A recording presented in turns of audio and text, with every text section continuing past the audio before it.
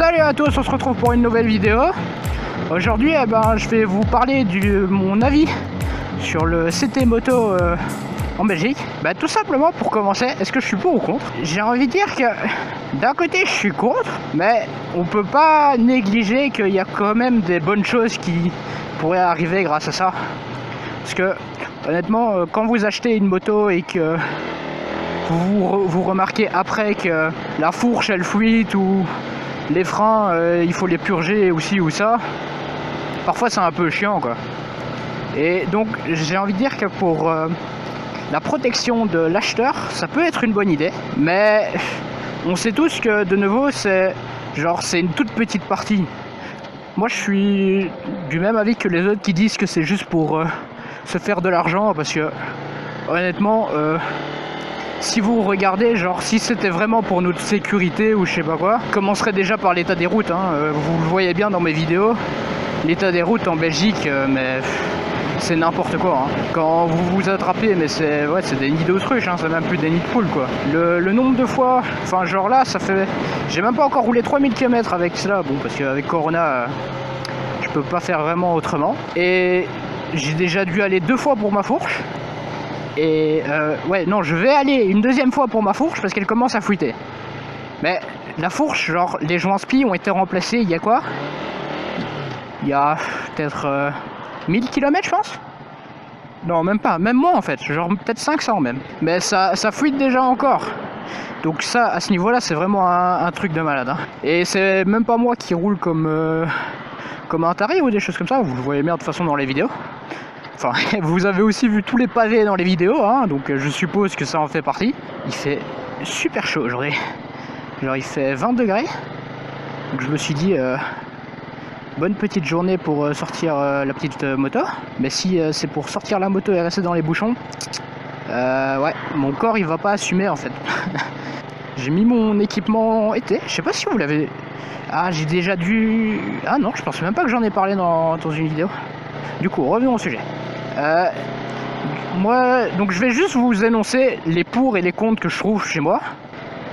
Du coup, dans les pour, il y a la sécurité pour l'acheteur, hein. Ça, à ce niveau-là, je sais pas vraiment dire que ça peut pas aider à ce niveau-là. Tu seras bien content si le CT remarque qu'il y a une fuite d'huile ou des choses comme ça que toi t'as peut-être pas vu, ou t'as pas assez de connaissances, surtout pour les nouveaux bikers qui viennent de débuter. Parfois ils n'ont pas l'habitude d'acheter des motos d'occasion ou des choses comme ça. À ce niveau là je dirais que c'est un bon point, mais à part celui-là je vois pas vraiment en fait d'autres avantages. De nouveau ça va être quoi le coût en fait du truc, parce que si honnêtement surtout quand on est jeune et qu'on commence la moto et qu'on change tous les 2 ans, et que tous les 2 ans en plus du permis, en plus de l'assurance, en plus de ci, en plus de là, on doit encore payer un CT qui est sûrement inutile. En tout cas, la plupart, je dirais que 99% des gens entretiennent bien leur moto. Mais donc, à part ça, dans les pour, je vois pas vraiment d'autres bienfaits, on va dire.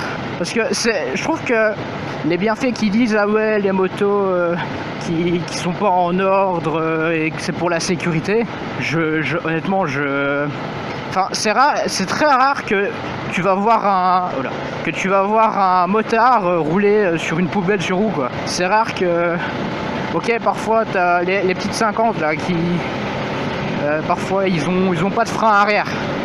Bon c'est chiant, mais à la limite, c'est leur faute quoi. Ils remarqueront bien très vite. Ils n'ont pas besoin d'un CT moto pour remarquer que leur frein fonctionne plus quoi.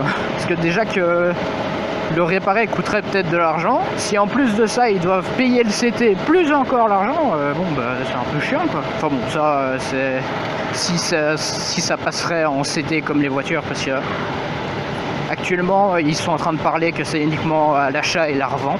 Ça reste chiant, mais c'est mieux que si on devait aller le faire tous les ans, quoi.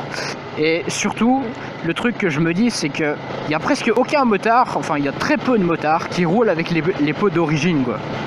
Parce que avec les nouvelles Euro 5 et tout ça, mais enfin, les motos, elles font moins de bruit qu'une moto électrique, quoi. Et à ce niveau-là, même si certains vont dire ah ouais mais le bruit sauve pas, ok, j'avoue que c'est pas ça primordialement qui va vous faire voir. Bon, après je suis aussi du groupe qui trouve que des trop gros pots d'échappement libres là, qui font des 120 décibels comme si on était à l'aéroport, ça c'est un truc de malade par contre, hein. Ça je suis pas pour non plus, mais genre mon pot que j'ai actuellement, ouais je le trouve bien quoi, parce que niveau bruit ça s'entend, enfin il faudrait sûrement que vous l'entendiez en vrai pour voir la différence. Il s'entend, mais genre dès que si par exemple t'es en ville et que tu cruises à 4000 tours, honnêtement tu fais pas vraiment beaucoup de bruit comme un peu d'origine quoi. Mais bon, si le CT est mis, ça veut dire que genre, enfin, bon, la plupart vont se dire oh bah c'est pas grave, on a juste à swap avec l'échappement d'origine et puis c'est bon quoi. Bon, ça reste chiant je trouve, mais bon, c'est vrai que ça a jamais été légal de changer ton pot d'échappement, mais à part ça, je vois pas qu'est-ce qui pourrait faire chier pour le CT aux gens quoi. Comme je dis, c'est pour moi c'est juste un truc de nouveau, un truc pour se faire de l'argent quoi. C'est ah ouais, ils vont de nouveau se faire autant de millions et c'est tout quoi. Je vois pas vraiment d'autres bienfaits que ça quoi. J'ai aussi changé, enfin j'ai essayé d'améliorer mon micro. Je sais pas du tout comment ça va donner. Peut-être que maintenant il est trop proche.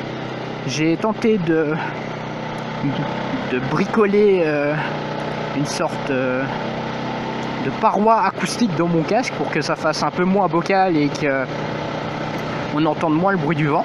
Mais je sais pas du tout ce que ça va donner. Donc on va dire que c'est la vidéo test. J'espère qu'elle sortira au moins. Mais du coup, à part ces points-là, on va dire que ça a des avantages et des inconvénients, mais je trouve que ça a plus d'inconvénients que d'avantages. Du coup, bah, je suis contre quand même. Hein. Parce que honnêtement, si on compte le nombre d'accidents à cause de motos qui sont mal entretenues ou des choses comme ça, je suis sûr que c'est beaucoup moins faible qu'à cause des dégâts dans la route. Hein. Genre, ça m'étonnerait qu'il y ait plus d'accidents à cause de mecs où t'as les freins qui lâchent ou que de mecs qui font un virage et d'un coup ils tombent sur un nid de poule et ils font un backflip quoi. Et surtout, bah, enfin, à force la moto, moi qui suis jeune et étudiant, j'ai pas encore le temps d'avoir un travail, du coup bon bah, niveau argent c'est la dèche. Un entretien, bah, c'est mon anniversaire quoi. Si ça commence à être à chaque fois aussi cher que ça, je dis pas que ça doit être moins cher que la voiture, hein, parce que ça, ceux qui pensent que la moto c'est beaucoup moins cher que la voiture se mettent un doigt dans l'œil quoi. Si tu comptes équipement plus juste l'entretenir quoi. Une voiture, tu vas à l'entretien tous les 20 000, alors que ta moto c'est tous les 3 000 quoi. Tous les 3 000 un petit changement d'huile et tous les 6 un gros entretien. Bah dites-moi ce que vous en pensez dans les commentaires. Je vous dis à toutes pour la prochaine vidéo. Bye.